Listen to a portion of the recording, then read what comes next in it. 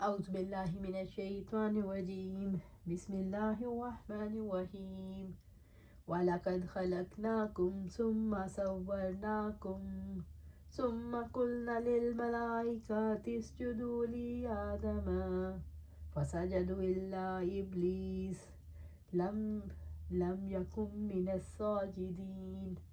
اور بلا شبہ یقیناً ہم ہی نے تمہیں پیدا کیا، پھر ہم نے تمہاری صورت بنائی، پھر ہم نے فرشتوں سے کہا کہ آدم کو سجدہ کرو، تو سوائے ابلیس کے ان سب نے سجدہ کیا، وہ سجدہ کرنے والوں میں نہ ہوا۔ سورۃ الاعراف آیا 11۔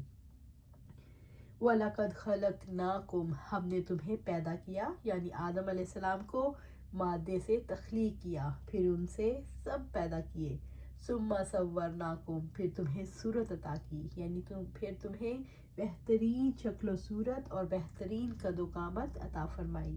ثُمَّ قُلْنَا لِلْمَلَائِكَةِ اسْجُدُوا لِآدَمَ، پھر ہم نے فرشتوں سے کہا کہ آدم کو علیہ السلام کو سجدہ کرو۔ اللہ تعالیٰ نے معزز فرشتوں کو حکم دینے سے پہلے آدم علیہ السلام کو اشیاء کے نام سکھا دیے۔ فَسَجَدُوا إِلَّا إِبْلِيسَ، تو سوائے ابلیس کے ان سب نے سجدہ کیا۔ ابلیس نے سجدہ کرنے سے انکار کیا، وہ جنوں میں سے تھا، اس نے خود پسندی، حسد اور تکبر کی وجہ سے انکار کیا۔ ابن عباس رضی اللہ تعالیٰ عنہ سے روایت ہے کہ ابلیس کا نام عزازیل تھا، وہ ملائکہ میں معزز مقام رکھتا تھا، وہ 4 پروں والا تھا، پھر بعد میں وہ سخت مایوس ہو گیا۔ لم یکن من الساجدین، وہ سجدہ کرنے والوں میں نہ ہوا۔ حقیقتاً ابلیس کے 3 قصور تھے، ایک اللہ کے حکم کو نہ ماننا، دوسرے فرشتوں کی جس جماعت میں رہتا تھا سجدہ کرتے وقت وہ اس جماعت سے الگ ہوا، تیسرا اس نافرمانی پر نادم ہونے کی بجائے تکبر کیا، خود کو بڑا سمجھا اور آدم علیہ السلام کو حقیر سمجھا، لہٰذا اس پر اللہ تعالیٰ کی لعنت اور پھٹکار ہوئی اور وہ ذلیل و خوار ہوا، اور یہ لعنت و پھٹکار ہمیشہ کے لیے اس کا مقدر بن گئی۔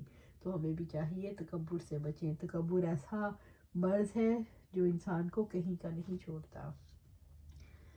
قَالَ مَا مَنَعَكَ أَلَّا تَسْجُدَ إِذْ أَمَرْتُكَ قَالَ أَنَا خَيْرٌ مِّنْهُ خَلَقْتَنِي مِن نَارٍ وَخَلَقْتَهُ مِن طِينٍ۔ اللہ تعالیٰ نے پوچھا تجھے کس نے روکا کہ تو سجدہ نہ کرے جبکہ میں نے تجھے حکم دیا تھا؟ اس نے کہا میں اس سے بہتر ہوں، آپ نے مجھے آگ سے پیدا کیا اور اسے مٹی سے پیدا کیا۔ سورۃ الاعراف آیا 12۔ اللہ تعالیٰ نے ابلیس سے سوال کیا تو نے اسے سجدہ نہ کیا جسے میں نے اپنے ہاتھ سے تخلیق کیا، یعنی تم نے میری نافرمانی کی۔ ابلیس نے سجدہ کرنے سے انکار کیوں کیا؟ ابلیس نے یہ سوچا تھا کہ وہ اپنی رائے پر عمل کر سکتا ہے۔ ابلیس نے یہ جواب دیا کہ میں آدم علیہ السلام سے بہتر ہوں، میں آگ سے بنا ہوں اور آدم مٹی سے۔ قَالَ أَنَا خَيْرٌ مِّنْهُ خَلَقْتَنِي مِن نَارٍ وَخَلَقْتَهُ مِن طِينٍ، اس نے کہا میں اس سے بہتر ہوں، آپ نے مجھے آگ سے پیدا کیا اور اسے مٹی سے پیدا کیا۔ ابلیس نے رب العزت کی مخالفت کرتے ہوئے کہا میں اس سے بہتر ہوں۔ ابلیس نے اپنے باطل دعوے کی دلیل دیتے ہوئے کہا تو نے مجھے آگ سے اور اس کو مٹی سے پیدا کیا، آگ مٹی سے افضل ہے کیونکہ آگ اوپر کو اٹھتی ہے اور مٹی نیچے کی طرف گرتی ہے۔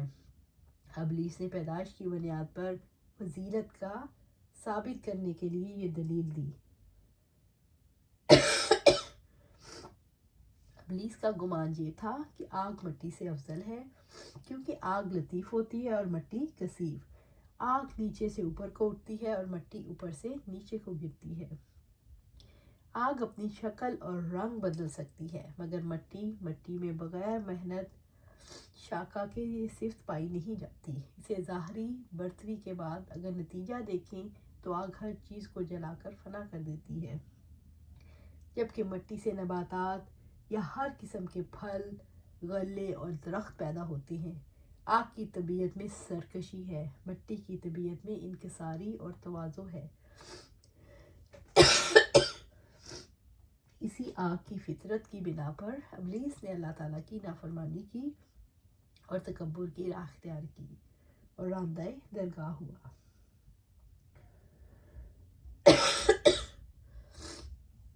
سبحانہ تعالیٰ سے دعا ہے کہ ہم ابلیس کی روش پہ نہ چلیں بلکہ آدم علیہ السلام کی روش پر چلیں. جیسے ہی غلطی ہو ہم اللہ سبحانہ تعالیٰ سے دعا مانگتے. آمین یا رب العالمین.